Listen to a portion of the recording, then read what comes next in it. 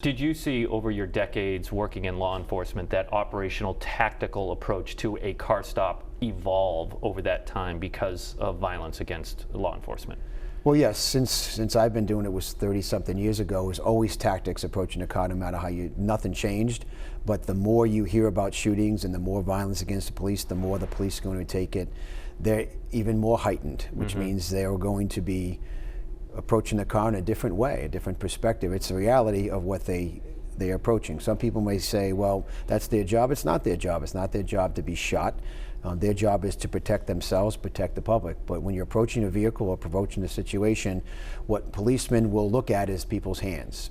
If you have a gun in the car, you can't use the gun if you don't have your hands on them. So when you're talking to people, when they're asking to see the hands, it's really important. If you don't see the hands, you're going to escalate that, and the police should escalate because they fear of safety for themselves. And correct me if I'm wrong, final question for you, Colonel. My understanding is the approach has evolved where now the, troopers and officers are urged to approach a vehicle on the passenger side. Is that accurate?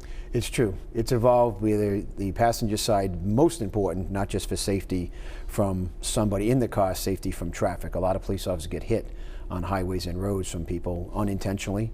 So approaching the passenger side gives you some tactical advantage. Sometimes you switch it up. Sometimes the passenger side. Based on the situation. Yes, and you're just being slick if there's somebody else with you. But you want to make sure that you're safe. And for the public, you want to understand how a police is thinking approaching a car, because they don't know who you are. It may be, a housewife, but it might be someone that just committed an armed robbery wearing a wig. And that's really the mindset of a police officer.